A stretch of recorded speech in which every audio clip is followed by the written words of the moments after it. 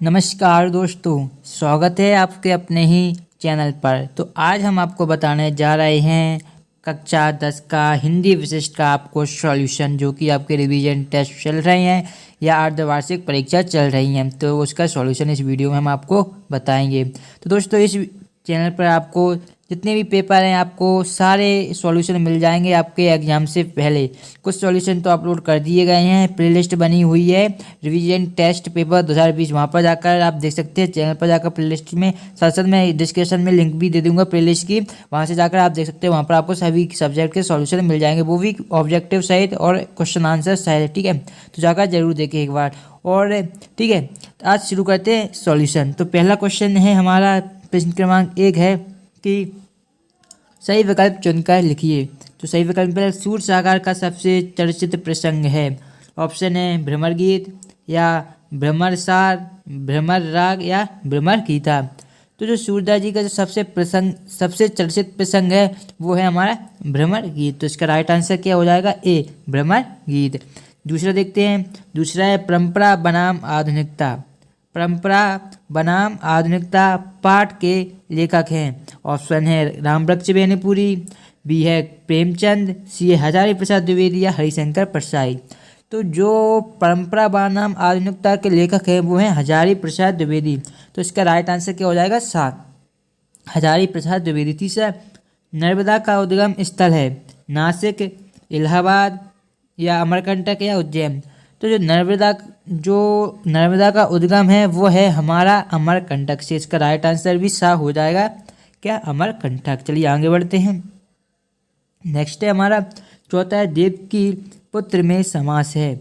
तो देव की पुत्र में समास पूछा गया है। ऑप्शन है तत्पुरुष समास, कर्मधारय समास, द्वंद्व समास और द्विगु समास। तो दोस्तों, देव की पुत्र का जब समास विग्रह करेंगे तो उसका क्या होगा? देव की का पुत्र। ठीक है, आपने तत्पुरुष समास के वो पढ़े होंगे, कर्ता ने कर्म को करण से संप्रदान के द्वारा। तो उसमें क्या है, इससे क्या आ जाएगा? तत्पुरुष समास। इसका राइट आंसर हो जाएगा।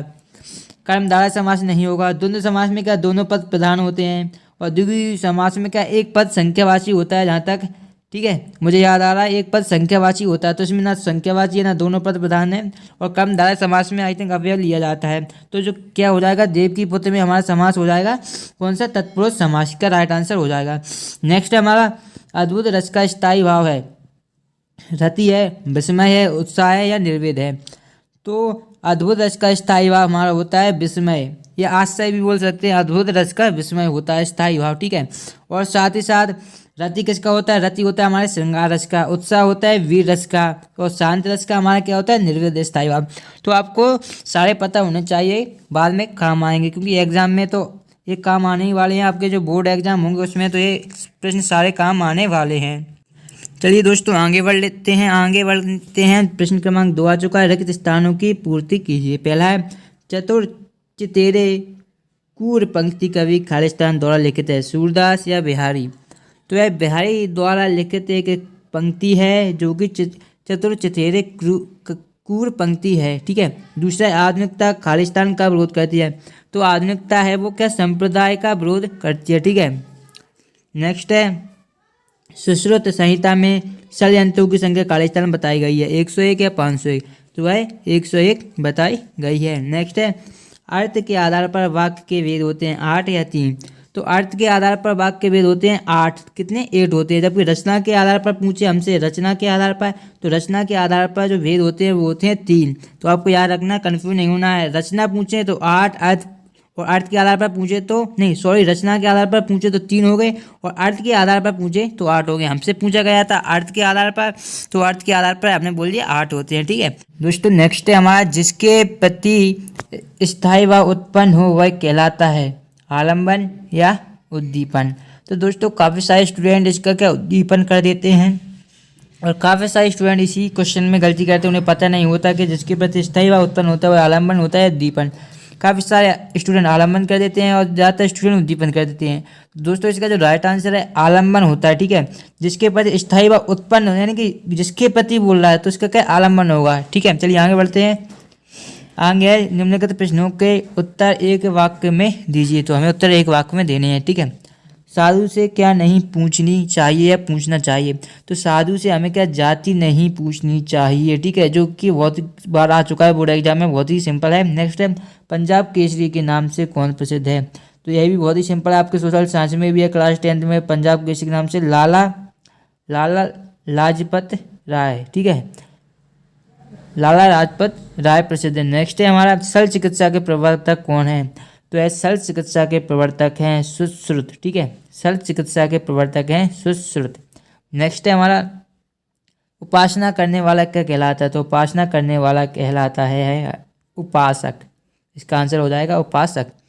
नेक्स्ट है, रस के कितने अंग होते हैं? तो रस के 4 अंग होते हैं, ठीक है, कितने होते हैं? 4। अगर आपसे नाम भी पूछे तो सबसे पहला होता है स्थायी भाव, ठीक है, स्थायी भाव, उसके बाद आता है विभाव, ठीक है, स्थायी भाव, विभाव, फिर आता है अनुभाव, ठीक है, अनुभाव आता है, और लास्ट में आता है संचारी भाव, संचारी भाव। ये 4 होते हैं रस के अंग, ठीक है, रस के कितने अंग होते हैं? 4 होते हैं, स्थायी भाव, विभाव, अनुभाव और संचारी भाव। अब सही जोड़ी भी देख लेते हैं, सही जोड़ी बनाकर लिखिए। तो विनय पत्रिका, तो विनय पत्रिका आपको पता होगा, जो विनय पत्रिका किसने लिखी है? तो तुलसीदास जी ने लिखी है, ठीक है। गेहूं और गुलाब, तो गेहूं और गुलाब है रामबख्शी बेनीपुरी। फिर तीसरा है लोक संस्कृति की स्मृति रेखा नर्मदा, ठीक है, तो यह क्या है? यह यात्रा वृत्तांत है, ठीक है, यात्रा वृत्तांत है। चौथा है हमारा करुण रस, तो करुण रस का स्थायी भाग क्या शोक होता है? मैंने आपको पहले सारे जितनी भी ऑप्शन में दिए थे सारों को बता दिए थे, ठीक है, तो इसमें से एक और ऐड कर लीजिए, करुण रस का शोक होता है। वक्रोक्ति, तो वक्रोक्ति का एक प्रकार अलंकार है, ठीक है, वक्रोक्ति अलंकार है। चलिए नेक्स्ट देखते हैं हम। तो दोस्तों ये हो गया हमारा ऑब्जेक्टिव का सॉल्यूशन। इसके बाद प्रश्न दिए गए हैं कि सूरदास ने निर्गुण की अपेक्षा सगुण को क्यों श्रेष्ठ माना है? बालक राम की कौन सी किरण से माताएं प्रसन्न होती हैं? नेक्स्ट हमारा पीताम्बरधारी श्री कृष्ण के सौंदर्य का संक्षिप्त वर्णन कीजिए। बालक राम का मुख्य सौंदर्य कैसा है? रीतिकाल के 2 प्रमुख कवियों के नाम और उनकी 2 रचनाएं लिखिए। इनका सॉल्यूशन दोस्तों आपको नेक्स्ट वीडियो में मिल जाएगा, ठीक है।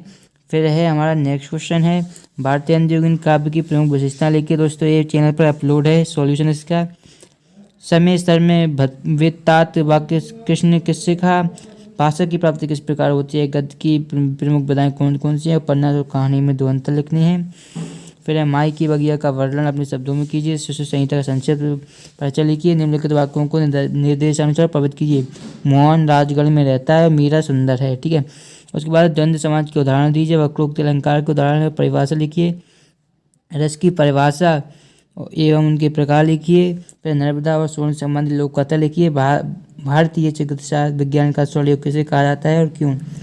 फिर निम्नलिखित शब्दों को समाज विग्रह करना। वार्षिक, बाल लीला, चिंतामुक्त, निम्नलिखित सब समूह के लिए एक शब्द लिखिए। मन के बाद निरंतर चलने वाला, महिमा से परिपूर्ण। फिर रस के अंगों का वर्णन करना है हमें। फिर अतिशयोक्त अलंकार की परिभाषा देनी है। महाकवि सूरदास अथवा गोस्वामी तुलसीदास का काव्यगत परिचय निम्नलिखित बिंदुओं में देना है।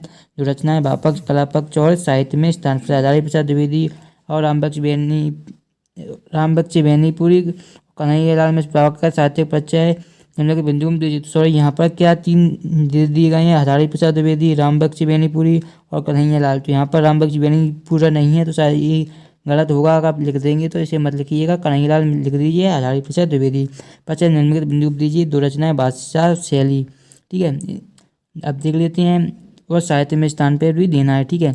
उसके बाद आता है हमारा गद्य। निम्नलिखित में से किसी पद्यांश की व्याख्या संदर्भ सहित कीजिए, ठीक है। उसके बाद है हमारा, उसके बाद जो नेक्स्ट है देख सकते हैं 19 का पद्यांश है। 20 में निम्नलिखित अपगणित गद्यांश को पढ़कर नीचे लेके प्रश्नों के उत्तर देने हैं। तो यहाँ पर कुछ प्रश्न पूछेगा, उसके उत्तर देना है। उसके बाद है हमारे पास है जो एप्लीकेशन है, अपने विद्यालय के प्राचार्य को शाला शुल्क मुक्ति के हेतु आवेदन पत्र लिखना है। कोरोना संक्रमण का सामना कर रहे अपने मित्र को शीघ्र स्वास्थ्य लाभ होने हेतु सांत्वना देने को पत्र लिखना है। फिर जो हमारा लास्ट क्वेश्चन है 22वां, इसमें पूछा गया निम्नलिखित में से किसी एक विषय पर 2 शब्दों में निबंध लिखिए। ऑनलाइन कक्षा वर्तमान समय की सबसे बड़ी आवश्यकता, विद्यार्थी जीवन और अनुशासन, कोविड-19 का हमारे जीवन पर प्रभाव, राष्ट्रीय एकता और अखंडता। निम्नलिखित में से किसी एक विषय की रूपरेखा लिखिए। तो भारतीय किसान पुस्तकालय का महत्व, मेरा प्रिय खेल। तो दोस्तों इस प्रकार से आपका जो पेपर था क्लास 10th का, इसका सॉल्यूशन ऑब्जेक्टिव करा दिया। नेक्स्ट वीडियो में आपको क्वेश्चन आंसर का सॉल्यूशन मिल जाएगा। इस चैनल पर आपको पेपर से पहले सभी सॉल्यूशन प्रोवाइड कराए जाते हैं। उनकी डिस्क्रिप्शन में मैं लिंक दे दूंगा प्लेलिस्ट की, वहाँ पर आप सभी सॉल्यूशन देख सकते हैं। चलिए दोस्तों, मिलते हैं नेक्स्ट वीडियो में, तब तक देखते ही आपका ही अपना चैनल स्टडी विद हेमंत। धन्यवाद दोस्तों।